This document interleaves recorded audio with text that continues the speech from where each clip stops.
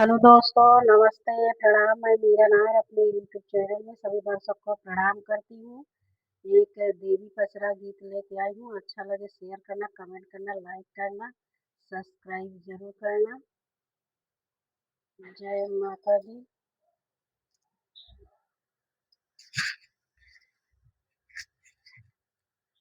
के कर डोलवाया वैसा जावा सबेरावा हो, के कर डोलवाना आवै खड़ी दुपहरिया हो, के कर डोलवाना आवै खड़ी दुपहरिया हो, के कर डोलवाना के कर डोलवाया वैसा जावा सुबेरावा हो, के कर डोलवाना आवै खड़ी दुपहरिया हो, के कर डोलवाना आवै खड़ी दुपहरिया हो, के कर डोलवाना काली माई का डोलवाया मैं सजवा सबेरावा हो, भगवती डोलवाना आवै खड़ी दुपहरिया हो, भगवती डोलवाना आवै खड़ी दुपहरिया हो, भगवती डोलवाना काली माई का डोलवाया वैसा जावा सबेरावा हो, भगवती डोलवाना आवै खड़ी दुपहरिया हो, भगवती डोलवाना आवै खड़ी दुपहरिया हो, भगवती डोलवाना के कर डोलवा लागल लाल ओ हरवा हो, के कर डोलवाना लागल पीला पीताम्बर हो, के कर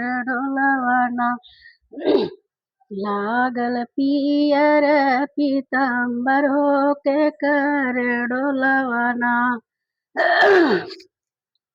काली माई के डोलवा लागल लाल ललो हरवा हो, भगवती डोलवाना लागल पियर पीताम्बर हो, भगवती डोलवाना लागल पियर पीताम्बर हो, भगवती डोलवाना के करही डोलवा लागै दुई चार कहरवा हो, के कर डोलवाना लागै बत्ती सौ कहरवा हो, के कर डोलवाना लागै बत्ती सौ कहरवा हो, के कर डोलवाना काली माई के लागै दुई चारि कहरवा हो, भगवती डोलवाना लागै बत्ती सौ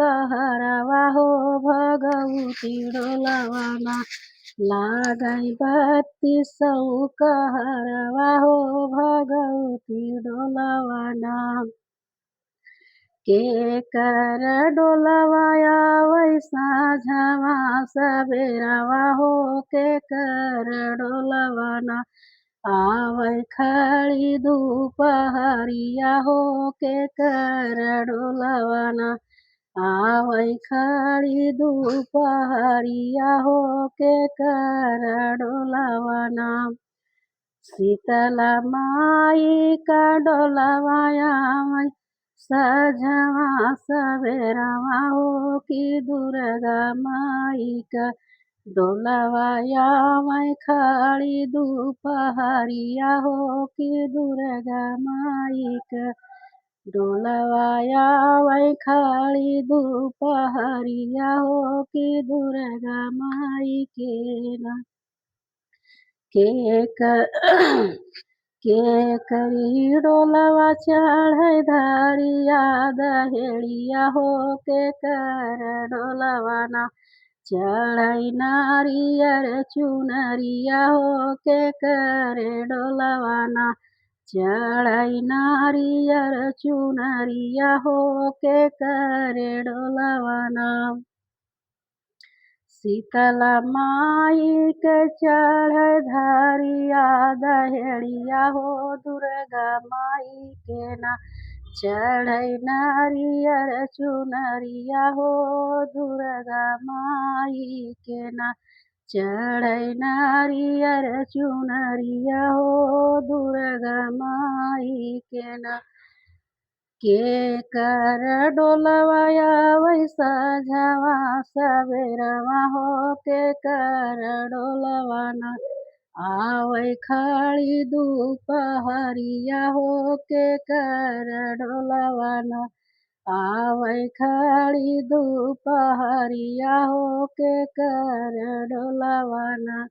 आवै खड़ी दुपहरिया हो के कर डोलवाना। मेरा देवी पचरा गीत कैसा लगा, जैसा भी लगा कमेंट बॉक्स में जरूर बताना। जय माता दी।